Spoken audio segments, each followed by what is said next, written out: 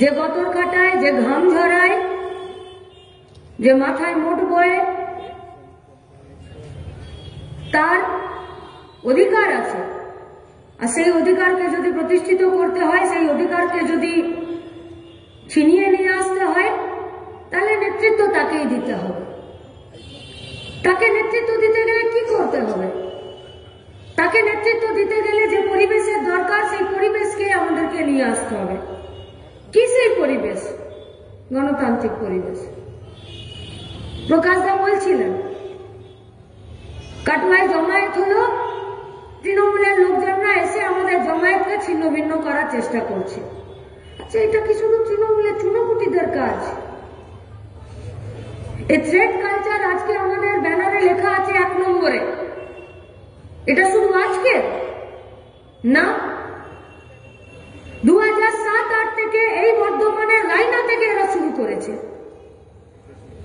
ধমকানি, শাসানি। শুধু এখন না, দুনিয়া জুড়ে চিরকাল যাদের পকেট গরম থাকে, যাদের পেটে খাবার থাকে না, যাদের মাথার চুলে তেল থাকে না, যাদের পরনের কাপড় ছিন্ন ভিন্ন থাকে, এরা চিরকাল এদেরকে দমিয়ে আর দাবিয়ে রাখতে চায়। তার বিরুদ্ধেই তো লড়াই। এ লড়াই আজ চলছে। এখন বসে আছে ডাক্তারবাবু কোথায়? এ পশ্চিমবঙ্গের স্বাস্থ্য বিভাগের স্বাস্থ্য দপ্তরের কাছে। কেন বসে আছে? অভিজ্ঞদের নাম শুনেছেন? অভিজ্ঞদের আমাদের বর্ধমানের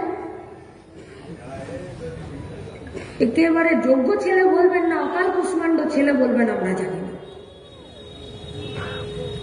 এই অভিজ্ঞদেরকে 2024 সালের সেপ্টেম্বর মাসের 6 তারিখে মেডিকেল কাউন্সিল একে বিদায় দিয়ে দিল।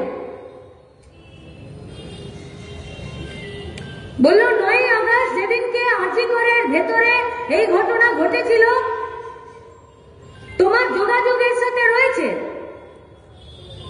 ফলত যতদিন না পর্যন্ত তোমার নামে সমস্ত এলিগেশন, দোষ, ত্রুটি এগুলো থেকে তুমি মুক্ত না হচ্ছ, তোমার নাম না যাচ্ছে, তোমাকে আমরা বাদ দিলাম। মেমো নাম্বার, হ্যাঁ মেমো নাম্বার আছে। মেডিকেল কাউন্সিল রেজিস্ট্রার তিনি নিচে সই করে স্ট্যাম্প মেরে অফিস কপিতে 6/9/2024 লিখে 2200 কত মেমো নাম্বার লিখে দিল। আরজি করে চার্জশিট জমা পড়ার পর সিবিআই এর দ্বারা সাপ্লিমেন্টারি চার্জশিট জমা পড়ে গেল। যাকে বলি পাটা করেছেন সে কনভিক্টেড হয়ে গেল, তাকে শাস্তি দেওয়া হয়ে গেল, তার জেল বাস হয়ে গেল। যদিও শুধুমাত্র তাকে বলির পাটা করা হয়েছে, বাকি গোটা সিস্টেমটা, যে সিস্টেমটায় থ্রেড কালচার করে আরজি করের মেয়েটাকে ধর্ষণ আর খুন করে দিল, সেটা হয়ে গেল, কিচ্ছু হলো না। কিন্তু 6 সেপ্টেম্বর জারি করা নোটিশের পর আজ অভিজ্ঞ ফিরে মেডিকেল কাউন্সিলের মিটিং করছে। ফিরে আর 14 তারিখ রাত জুড়ে গোটা পশ্চিমবঙ্গের মায়েরা, মেয়েরা, দিদিরা বাচ্চা কোলে কাকে নিয়ে পর্যন্ত রাত জাগলো। বললো এই শোষণের, এই নিপীড়নের, এই অত্যাচারের বিরুদ্ধে আমরা দাঁড়িয়ে আছি। আর শাসককে সজাগ করলো। আর সেই শাসকই আজকে ফিরে অভিজ্ঞদেরকে দিয়ে মেডিকেল কাউন্সিলের মিটিং করাচ্ছে। ফিরে সময় এসেছে। পশ্চিমবঙ্গের মানুষ আমরা রাত জাগবো, দিন জাগবো, ভোর জাগবো, বিকেল জাগবো, আমরা জানি না। কিন্তু আমরা এটুকু জানি, এই সমস্ত অন্যায় থেকে চোখ বন্ধ করা যাবে না। আর আমাদের সম্মেলন, আমাদের পার্টি, আমাদের সংগঠন আমাদের সেই কাজই বলছে, আমাদের সেই কথাই বলছে। কতটা বিপদ ভাবছেন? রাত ভোর একটি মেয়ের উপরে অত্যাচার হলো, সকালবেলা যারা হয়ে হসপিটালে চলে গেল, ইন্দিরা মুখার্জি দেখাচ্ছে যে দেখো এরা সেখানে উপস্থিত ছিল, এরা কেন ছিল, সেটার ব্যাখ্যা দিচ্ছে। ব্যাখ্যা कुछ सबूतों के पैरान पर चढ़कर কিছু নকশা ওরা তৈরি করে দিয়েছে, সিবিআই তার মধ্যে ঘোরাঘুরি করছে। গেছিলাম আমরা আমাদের পার্টির পক্ষ থেকে সিবিআই কে ডেপুটেশন দিতে, বললাম আমরা তো চার্জশিট জমা করে দিয়েছি।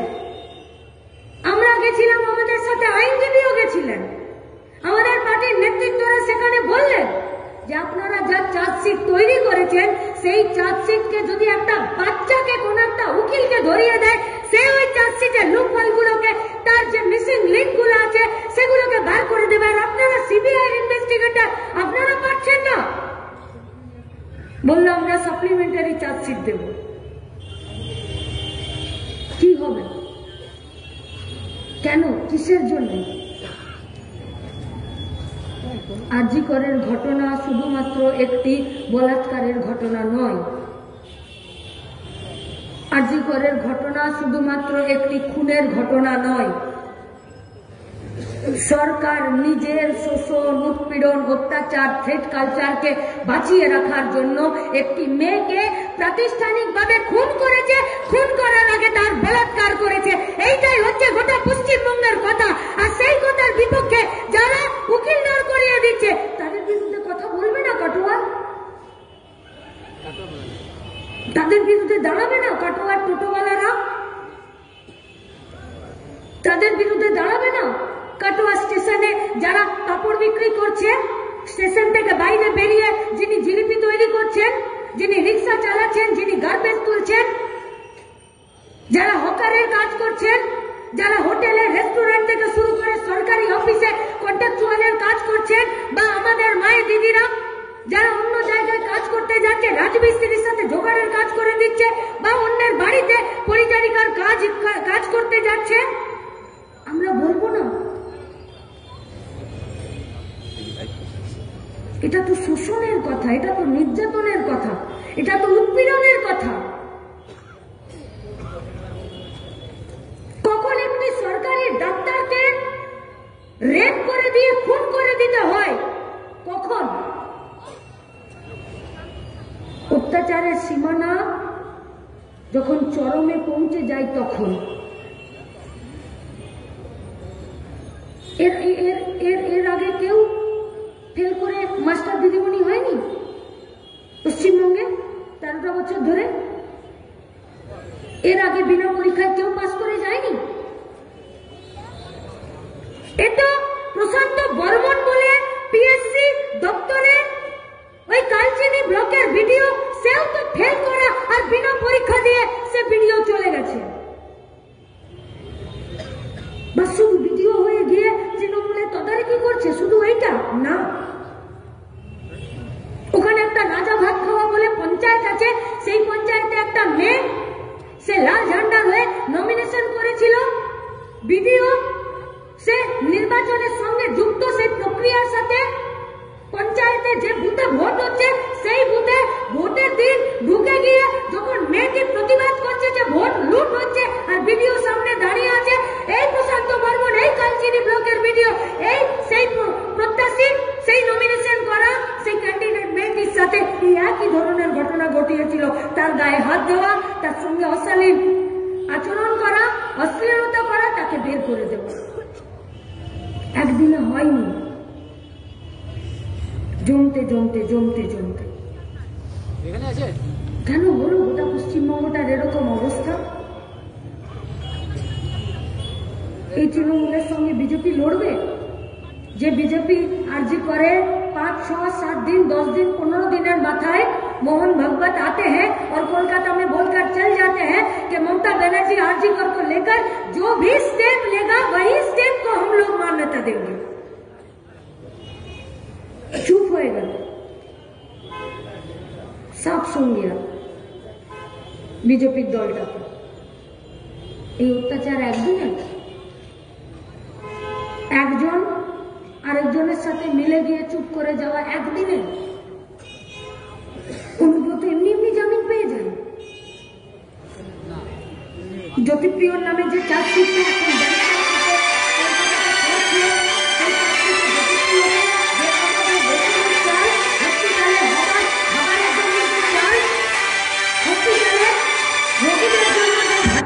সেই চাল জেলে থাকা কয়েদিদের জন্য তাদের খাবারের যে চাল, মিড ডে মিলের যে চাল, সেই চাল যে বিক্রি করে চুরি করে দিয়ে নিজে বড়লোক হয়ে গিয়ে আজকে জেলে আছে, সেই জ্যোতিপ্রিয়র বিরুদ্ধে যে চার্জশিট করছে সেই চার্জশিটে সে বেল পেয়ে যাচ্ছে। লোকে কানাঘুষো করছে, বলছে অনুব্রত বেরিয়ে গেল, জ্যোতিপ্রিয় বেরিয়ে গেল, পার্থটার কি দোষ, ওকেও বের করে দেবে, ও বেরিয়ে যাবে। গরু চুরি হয়ে গেল, বালি চুরি হয়ে গেল, চাকরি বিক্রি হয়ে গেল, মেয়েদেরকে পাচার করে দিচ্ছে, একটা কেউ জেলে থাকছে না। কি বলবেন? হাল ছেড়ে দেবেন? হতাশা যে কিছু তো হচ্ছে না। কে বলেছে যে বিচার ব্যবস্থা তাকে শাস্তি দিলে শুধু সেই শাস্তিই হবে, না দিলে হবে না? শুধুমাত্র ওরা শাস্তি পাচ্ছে না, ত্রিপুরা থেকে গোটা পশ্চিম বর্ধমান পর্যন্ত, আমাদের বর্ধমান পর্যন্ত নেশাতে ঝুমছে আমাদের বাচ্চাগুলো। গাঁজা, হেরোইন, চরস, পাতা, ডেনড্রাইট, সিরাপের ওষুধ, ফেসবুকে রিলস থেকে বেরোচ্ছে, গ্যাসের সিলিন্ডারের পিছনে পাত্তিটা কেটে দিয়ে আর নিষিদ্ধ সিরাপগুলো বেরোচ্ছে যেগুলো পাচার হচ্ছে, শুধু পাচার হচ্ছে।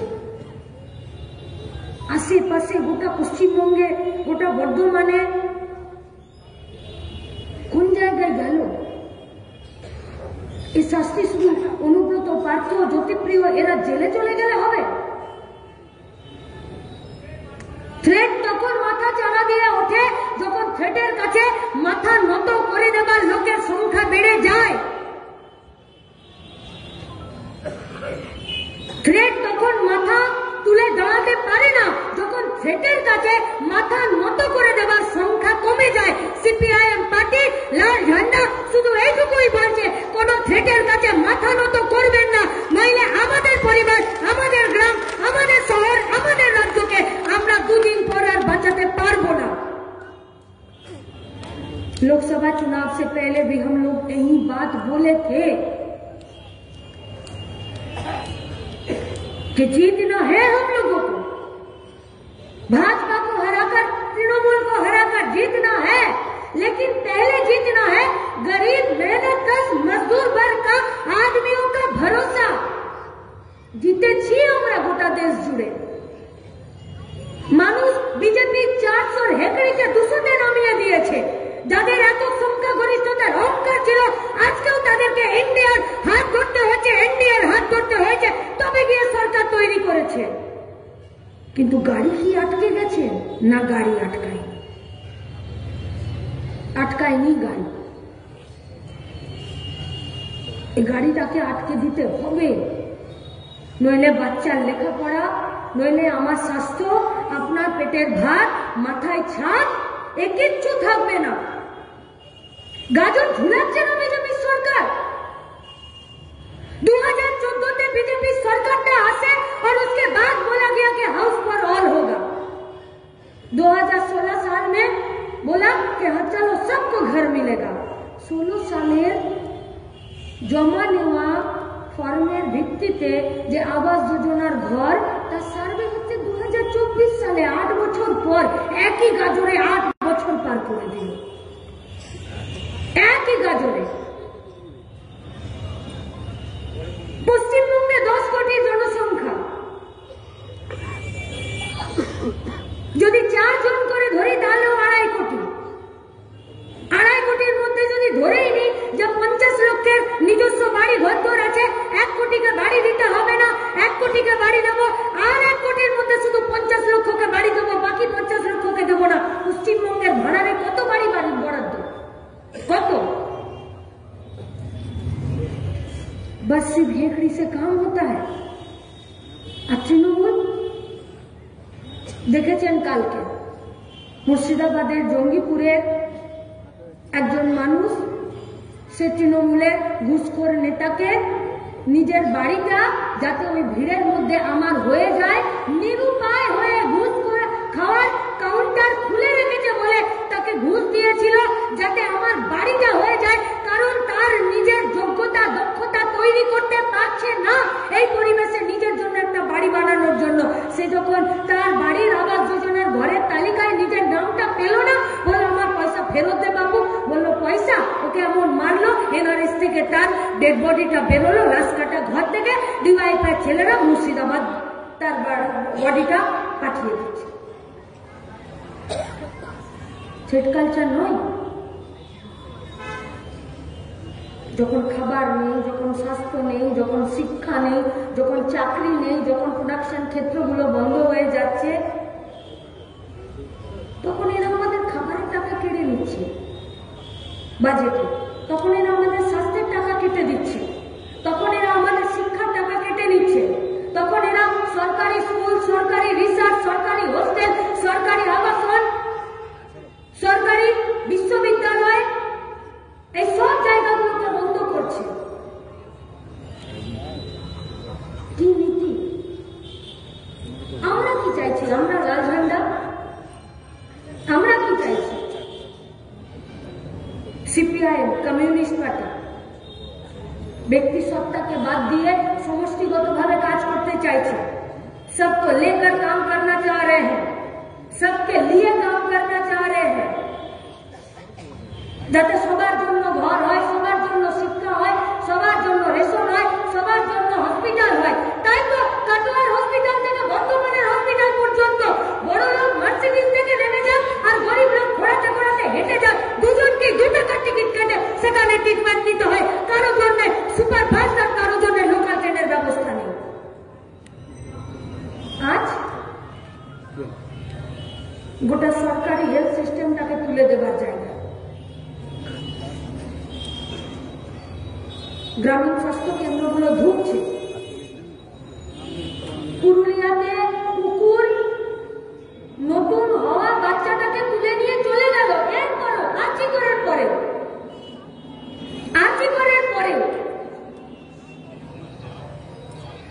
বর্ধমান থেকে গাদা গাদা পেশেন্ট বাঁকুড়া যায়, বাঁকুড়াতে বেড নেই, সিঁড়িতে মাটিতে সেখানে বসে আছে। অথচ দেখুন সবার বাড়িতে একটা করে স্বাস্থ্য সাথীর কার্ড। কেন? কারণ মানুষের মনের মধ্যে এই ভাবনা, এই সিদ্ধান্ত, এই ধারণাকে বদ্ধমূল করে দিল, একদম বুকের মধ্যে ঢুকিয়ে দিল যে সরকারি স্বাস্থ্য ব্যবস্থা মানে এখানে ভালো ট্রিটমেন্ট পাওয়া যায় না। তার জন্য তোমাকে আমি একটা কার্ড দিলাম, যে কার্ডটার নাম হচ্ছে স্বাস্থ্য সাথী। এই কার্ডটাতে তোমাকে 5 লাখ ভরে দিলাম, তুমি সরকারি হসপিটালে পাবে না, তুমি চলে যাও প্রাইভেট সংস্থা। তার মানে সরকার সরকারি স্বাস্থ্য ব্যবস্থাকে নিজে আর ডেভেলপ করাতে চাইছে না। তাই তো সন্দীপ ঘোষরা তুলো, গজ, সিরিঞ্জ, ওষুধ সব বেচে দেয়, সব বেচে দেয়। আপনি ভাবতে পারছেন যে মর্গে থাকা একটা ডেড বডির সাথে সহবাস করেছে সেই সন্দীপ ঘোষ, তাদের ভিডিও বাইরে বিক্রি করে দিয়েছে। সেই সন্দীপ ঘোষকে যখন আর্চিকরের ভেতরে জুনিয়র ডাক্তাররা আর আর্চিকরের বাইরে যখন পশ্চিমবঙ্গের ভারতের ছাত্র ফেডারেশন, যুব ফেডারেশন আর মহিলা সমিতি যখন লড়াই আন্দোলন করছে আর গোটা পশ্চিমবঙ্গের মা বোনেরা যখন 14 তারিখে রাত দখল করছে, তখন মমতা ব্যানার্জি সন্দীপ ঘোষকে প্রাইজ পোস্টিং দিচ্ছে, প্রমোশনাল পোস্টিং দিচ্ছে।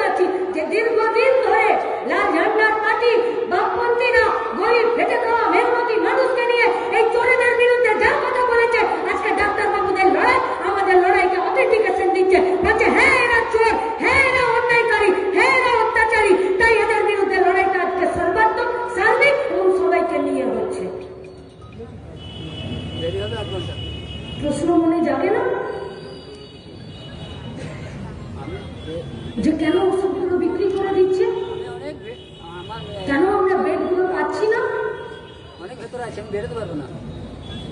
একটা অ্যালবুমিন তৈরি করার জন্য ইনজেকশন, একটা অ্যালবুমিন ওষুধ, সেই ওষুধটা তৈরি করার জন্য ব্লাডের যে অংশটা দরকার, এই যে গোটা পশ্চিমবঙ্গ জুড়ে এত এত ব্লাড ডোনেশন হচ্ছে, সেখান থেকে সেই ব্লাডকে আলাদা আলাদা করে দিয়ে তার উপাদানগুলোকে সেগুলো পর্যন্ত বিক্রি করে দিচ্ছে। আর সেগুলোকে দিয়ে যে ওষুধ তৈরি হচ্ছে সেগুলো আজকে ডাক্তাররা প্রেসক্রাইব করতে বাধ্য হচ্ছে, আর সেগুলো বাইরে থেকে কিনতে বাধ্য হচ্ছে।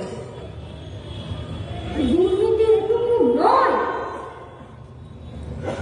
যে পশ্চিমবঙ্গের তৃণমূলের নেতারা বালি চুরি করছে, কয়লা চুরি করছে, গরু চুরি করছে, মাস্টারদেরকে বিনা কাজ করে তাদেরকে চাকরি দিয়ে দিচ্ছে। শুধু এটুকু দুর্নীতি নয়, আজকে দুর্নীতি মজ্জাতে ঢুকিয়ে দিয়েছে। আর মেডিকেলের দুর্নীতি কখনো একটি রাজ্যে একা করা যায় না।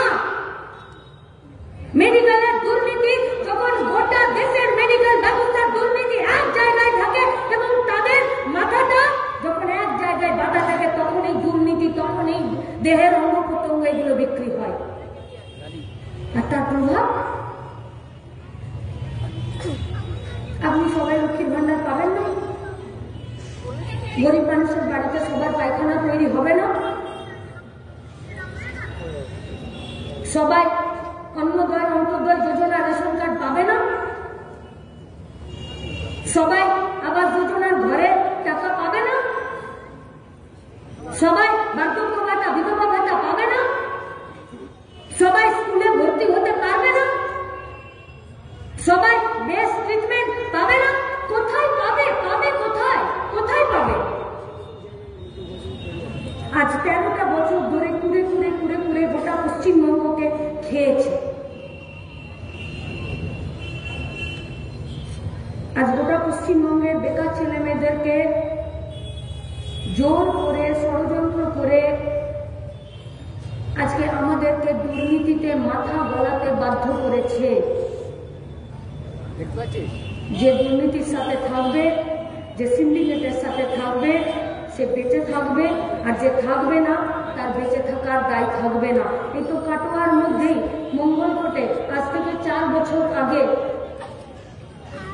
একটি সিভিক ভলেন্টিয়ার 5,000, 6,000, 8,000, 10,000 কত বেতন পায় জানি না। 4 বছর আগে একটি সিভিক ভলেন্টিয়ার ভূগোলে অনার্স করার পরে, বিএড করার পরে সে সিভিক ভলেন্টিয়ারের কাজে যুক্ত হয়েছিল। কিন্তু তার যা পরিবারের তাকে যা যোগান দিতে হবে, সেই যোগানের কাছে যখন সে ফেল করে গেল, সিভিকের ড্রেসটা পরে সে গলায় দড়ি দিয়ে ঝুলে গেল। শুধু সিভিকরা, কৃষকরা, পরিবহনের শ্রমিকরা, কন্ট্রাকচুয়ালের লোকরা, তারা প্রত্যেকটা দিন এই পশ্চিমবঙ্গে, গোটা ভারতবর্ষে আত্মহত্যার সংখ্যা বাড়ছে, সুইসাইডের সংখ্যা বাড়ছে, সংখ্যা বাড়ছে কম বয়সী মেয়েদের, নাবালিকাদের বিয়ে সংখ্যা বাড়ছে। শরীরে সেই ডেভেলপমেন্ট আসছে না, তার আগে তারা বাচ্চা হতে গিয়ে মারা যাচ্ছে। সংখ্যা বাড়ছে এই পশ্চিমবঙ্গে। কারো যদি 1 মাস বেতন না হয় তো পরের মাসটার জন্য তাকে লোকের কাছে হাত পাততে হচ্ছে। কেউ যদি 1 মাস তার রোজগার কোনো রকমে কমে গেল, তাহলে তার পরের মাসটার জন্য 15টা দিন খাবারের জন্য তাকে গোটা সমাজের কাছে হাত পাততে হচ্ছে। তাই তো গোটা বর্ধমান জুড়ে মাইক্রো ফিন্যান্সের ছোট ছোট ব্যাংকগুলো এত দাপাদাপি। তাই তো পাড়ার মেয়েরা সবাই একসাথে হুজ্জুতি করে দৌড়ে গিয়ে, যারা ব্যাংক থেকে আসছে, মাইক্রো ফিন্যান্স থেকে আসছে, বন্ধন থেকে আসছে, তাদের কাছে গিয়ে নিজের আধার কার্ড, ভোটার কার্ড একটা থলিতে জেরক্স করে নিয়ে গিয়ে তার কাছে 2 পয়সা ধার করছে। আর তারপরে যখন সপ্তাহে সপ্তাহে শোধ দিতে পারছে না, তখন এই মাইক্রো ফিন্যান্সের দাপাদাপি, তাদের বাউন্সারদের মার, তাদেরকে ঘর ছাড়া করা, জমি ভিটে মাটি সব ছেড়ে বেড়ে দিয়ে চলে যাচ্ছে।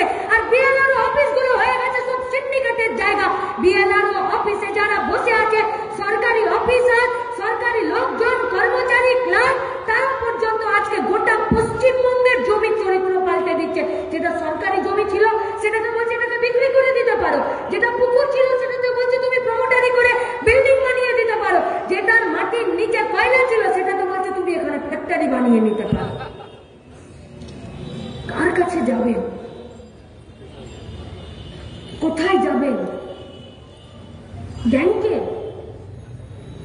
কেউ ভাবছে যে আমি একটু ভালো আছি।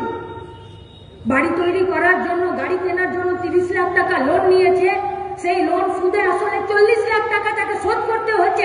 শোধ না করে দিলে কোমরে দড়ি পড়বে, নইলে গাড়িটা নিয়ে যাবে, নইলে বাড়িটাকে তারা সিজ করে দেবে। আর আম্বানি আদানিরা 49,000 কোটি টাকা লোন নিয়ে চলে গেল, আর 455 কোটি টাকা শোধ করলো দেশের সরকার। রাজ্যের সরকার এরা চুপ করে বসে আছে। किसके पास है सरकार? क्या ब्लूप्रिंट है पश्चिम बंगाल के बेरोजगार नौजवानों के लिए? কাটোয়া শহরের বাইরে গেলে তো গোটা বর্ধমান জুড়ে ধানের চাষ, আলুর চাষ, সবজির চাষ। আর আমাদের জেলার ছেলেরা আজকে দক্ষিণের রাজ্যে চলে যাচ্ছে ধানের আটি বাঁধতে। গাছে গেছে একটা ছেলে, বাপ মা ভাই বউ, বাড়িতে শুধু একটা ফোন এসেছে যে ছেলেটা মরে গেছে। কি করে মরলো কেউ জানে না। ডেড বডি কবে আসবে? দুদিন আগে মরেছে, এখন অব্দি ডেড বডি পশ্চিমবঙ্গে এসে পৌঁছায়নি। বিডিওর কাছে খবর আছে এই গ্রাম থেকে কটা ছেলে গেছে বাইরের রাজ্যে, খবর না নেই। লেবার কমিশন জানে, পরিযায়ী শ্রমিকরা তারা তাদের নাম লিপিবদ্ধ করছে কিনা জানে না। অথচ পরিযায়ী শ্রমিকের বাইরের রাজ্যে এক মাসে পাওয়া 12,000 6,000 টাকা পশ্চিমবঙ্গের বাজারে খাচ্ছে। আমি শুরুতেই বলেছিলাম আমরা পাল্টাবো। আমরা মানে লাল ঝান্ডার পার্টি শুধু নয়, আমরা মানে আমাদের ঘামে যে সরকারের কোষাগারে টাকা যায়, আমরা মানে আমাদের গতরে যে সরকারের ট্যাক্সের টাকা উপার্জন হয়, আমরা মানে আমাদের রক্ত ঘামে যে সরকারের কাছে পয়সা আসে শিক্ষার জন্য, স্বাস্থ্যের জন্য, বাড়ির জন্য, খাবারের জন্য। আমরা বদলাবো সমাজ, আমরা বদলাবো সময়। আমাদের কাছে আছে ব্লুপ্রিন্ট, আছে লাল ঝান্ডার কাছে ব্লুপ্রিন্ট। লাল ঝান্ডা লড়তে জানে, লাল ঝান্ডা আমাদেরকে শেখায় না। আত্মপ্রচার করছি না, मीडिया हमसे पूछ रहा था, कोई फेसबुक में, कोई टीवी में, कोई ट्वीट में कर रहा है कि मीनाक्षी मुखार्जीरा गाड़ीটা আটকে দিল। আমরা বলছি मीनाक्षी মুখার্জিরা গাড়ি আটকায়নি, গাড়ি আটকেছে মানুষের দাবিতে সমাজ বদল করার দর্শন আর আমাদের আদর্শ। যে আদর্শ আমাদেরকে অন্যায়ের বিরুদ্ধে, স্বৈরাচারের বিরুদ্ধে, অত্যাচারের বিরুদ্ধে বুক পেতে জানের পরোয়া না করে যে কোনো গাড়ির কাছে দাঁড়িয়ে যেতে আমাদেরকে উৎসাহ দেয়। হ্যাঁ, আমরা দাঁড়াতে চাইছি, শুধু আপনাদের হাত ধরতে চাইছি। জিনিসপত্রের দাম, মানুষ মরে যাচ্ছে। 470 টাকা দেশি মুরগা বলছে যে ও ক্যাক ক্যাক করছে, বলছে এর নিচে আমি যাবো না তোমার বাড়ি। খাসির মাংস তো দূর থেকে দেখলে ট্যাক্স লাগবে। ডিম তো বলে দিয়েছে পকেটে 10 টাকা না হলে এদিকে তাকালেই চোখে ছানি পড়ে যাবে। আর মাছ যদি বাড়ির দরজায় আসছে মাছওয়ালা, কারণ সে যদি সকালে আড়ত থেকে নিয়ে আসা মাছ পাড়াতে যদি বেচতে না পারে, ও মাছের পেট যদি একটু নরম হয়ে যায়, ও মাছ আর বাড়িতে তার বউ রান্না করবে না, তার জন্য ঝাঁটা রেডি আছে। আর বাড়ির দরজায় যদি মাছ আসছে, তো যদি গিয়ে বলছি দেখি কোন মাছটা ভালো আছে গো, তো মাছ বলছে যে আগে গিয়ে আদা রসুন পেঁয়াজ কিনে নিয়ে আয়, তারপরে আমার দিকে তাকাবি, তার আগে দিকে আসবে। কি খাবে, কি খাবে? কেন এত দাম? ওদিকে যে মাছ চাষ করছে, যে ধান চাষ করছে, যে সবজি চাষ করছে, ও মরে যাচ্ছে। আর আমি যে চাষ করি না, আমি কিনতে যাচ্ছি, আমিও মরে যাচ্ছি। শরীরে রক্ত নেই। আমরা আপনাদের কাছে আবেদন করছি, যান না ছাত্র যুব মহিলারা কয়েকটা বস্তিতে একটু ফ্রিতে হিমোগ্লোবিন টেস্টের কয়েকটা ক্যাম্প লাগিয়ে দিন। BMOH কে কার্ড দিয়ে নিমন্ত্রণ করুন যে আসুন একটু হিমোগ্লোবিন টেস্ট করবো, ওইখানে একটু দাঁড়াবেন আপনি। গোটাটার একটা ভিডিও করে দিন, একটা গুগল অ্যান্ড্রয়েড ফোন নিয়ে, আর একটা বস্তিতে গিয়ে মেয়েদের একটা হিমোগ্লোবিন টেস্ট করিয়ে দিন। আর 100টা মেয়েদের হিমোগ্লোবিন টেস্ট করালে আমরা আপনাদেরকে কথা দিচ্ছি 80 জনের হিমোগ্লোবিন 8-এর উপরে যাবে না।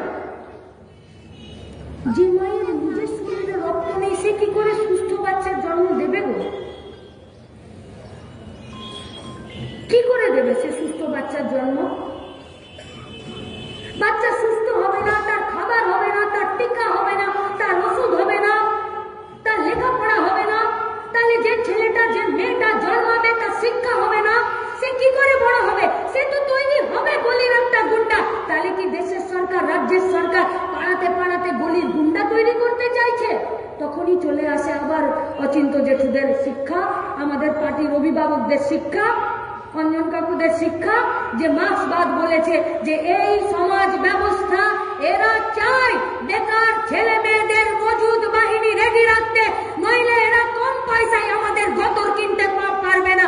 তাই এরা চায় যাতে এদের চাকরি না হয়, এরা যাতে মাথা তুলতে না পারে, এদের মাথা ব্রেন যাতে শার্প না হয়, এরা যাতে মাথা নামিয়ে বাঁচতে পারে। ওদের দোষ নেই যারা দামোদর থেকে বালি পাচার করে দিচ্ছে, ওদের দোষ নেই যারা বর্ধমান শহরে বিগ বাজারের সামনে দাঁড়িয়ে উল্টো দিকের অফিস থেকে বোমা চার্জ করে দিত, ওদের দোষ নেই যারা আজকে গোটা বর্ধমানের যে সমস্ত ধানের চাষিরা আছে তাদের ধানটাকে 1800 টাকায় কিনে নিয়ে আর সরকারকে 2300 টাকায় বিক্রি করে দিচ্ছে। কারণ যে গ্রামের চাষি আছে সে ওই কৃষক মান্ডিতে গিয়ে সরকারের কাছে 2300 টাকা রেটে বিক্রি করতে পারছে না, মাঝখানের 500 টাকাটা ফোড়ে দালাল হয়ে তারা কিনে নিচ্ছে। এদের দোষ নেই। আজকে এদেরকে যদি দেশের সরকার, রাজ্যের সরকার মাথা উঁচু করে সৎ পথে যদি একটা কাজের জায়গা দিতে পারত, কেউ দালাল হতো না, কেউ বালি পাচার করতো না, কেউ গরু পাচার করতো না, আর কেউ দামোদর থেকে বালি নিয়ে অন্য জায়গায় লোডিং আনলোডিং করে দিত না। আজকে গোটা সিস্টেমটাকে তৈরি করে দিচ্ছে, ভাই হাত পেতে বাঁচো নইলে মরে যাও। আমরা চাইছি, আমরা আছে আমাদের কাছে ব্লুপ্রিন্ট, সিপিআইএম এর কাছে আজকের ডেটে আছে ব্লুপ্রিন্ট। গোটা পশ্চিমবঙ্গে 10 কোটির পশ্চিমবঙ্গে যারা 40 বছরের নিচে যাদের 60%, সেই 60%-এর মধ্যে যদি গোটাটাকে ধরে নিয়ে 50% হয়, তাহলে সার্ভিস সেক্টর বাদে প্রোডাকশন ক্ষেত্রে চাকরি দেবার মুরত, চাকরি দেবার দক্ষতা, চাকরি দেবার যোগ্যতা, চাকরি দেবার ব্লুপ্রিন্ট আছে সিপিআইএম এর কাছে। তার জন্যই বুদ্ধদেব ভট্টাচার্যরা একটা স্বপ্নের বাস্তবায়ন, একটা স্বপ্নের পরিসর তৈরি করেছিল। সেদিনকে সত্য হয়নি, কিন্তু কালকে সত্যি হবে না, কথা কেউ বলতে পারে না। लेकिन एक सोच का जरूरत है, एक नजरिया का जरूरत है, একটা হিম্মতের দরকার আছে, একটা লড়াইয়ের দরকার আছে। এই পশ্চিমবঙ্গে তো হয়েছিল কাজের বিনিময়ে খাদ্য, খাদ্যের বিনিময়ে কাজ, তারপর তো গেছিল আস্তে আস্তে, তারপর তো ইউপিএতে 100 দিনের কাজের রোজগার যোজনা, তার গ্যারেন্টি করা, তার বেতন ঠিক করা, আর সে যদি কাজ না পায় তাহলে সে কোনো আইনগত ব্যবস্থা নিতে পারে, তার একটা কনভেনশন রীতিনীতি তৈরি করা। এমনি তো তৈরি হয়ে যায় না। আছে আমাদের কাছে ব্লুপ্রিন্ট, পারবো আমরা। এই পশ্চিমবঙ্গে প্রতি বছর 12.5 লক্ষ শুধুমাত্র সাইকেলের ডিমান্ড আছে। আছে পশ্চিমবঙ্গে সাইকেল তৈরি করার কারখানা, আর একটা সাইকেল কখনো একটা কারখানা তৈরি করে না। একটা সাইকেলের তার বিভিন্ন পার্টস বিভিন্ন কারখানা তৈরি করে। ডিমান্ড আছে, সাপ্লাই দেওয়ার জায়গা আছে, আর সাইকেল তৈরি করার জন্য বেকার ছেলেপুলেরা হাফ ফিটনেস করে বসে আছে। তাদেরকে লেখাপড়া শেখাও, তাদেরকে কারিগরি ভাবে কাজ শেখাও, তারপরে তাদেরকে সাইকেল কারখানা বা চাকরি দাও। দেখো তারা পাচ্ছে কিনা। কিন্তু না, সরকারের তো সে কাজ করার নেই। তাই কারিগরি দপ্তরে 132টা সিট বলে দিল, আর পিএসসি থেকে রিক্রুটমেন্ট হবে না। বললো কে রিক্রুটমেন্ট করবে? বললো বেসরকারি। আরে সরকারের মনে নেই একটা চাকরিতে নিয়োগ করার, দুর্নীতি মুক্ত করে, আর তুমি একটা বেসরকারি ক্ষেত্রে দিয়ে দিচ্ছ।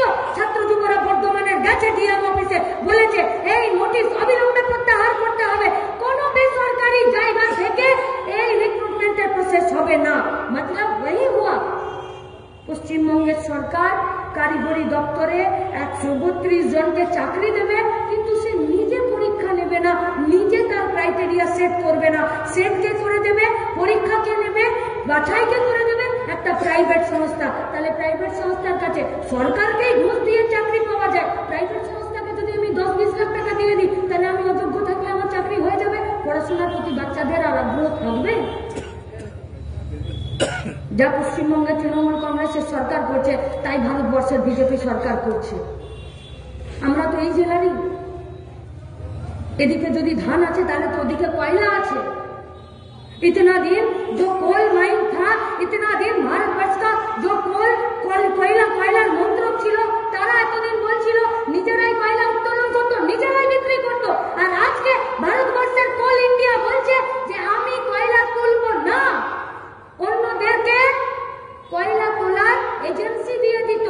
তখনই ওপেন কাস্ট মাইন্সে আমাদের বর্তমানের ছেলেপুলেরা কয়লার নিচে কয়লা কাটতে গিয়ে চাপা পড়ে মরে যেত, কারণ সেগুলো 2 নম্বরই করে কয়লা তুলতো, নিচে জেসিবি নামিয়ে, নিচে ট্রাক নামিয়ে, নিচে মেয়েদেরকে নামিয়ে, যার কোনো প্রভিশন, যার কোনো আইন নেই। আর আজ আরো এক ধাপ এগিয়ে ভারতবর্ষের কয়লা মন্ত্রক বলছে যে কয়লা আমি তুলবো না, কয়লা আমি বেচবো না, তুমি তোলো, তুমি বেচো, প্রাইভেটকে বলছে।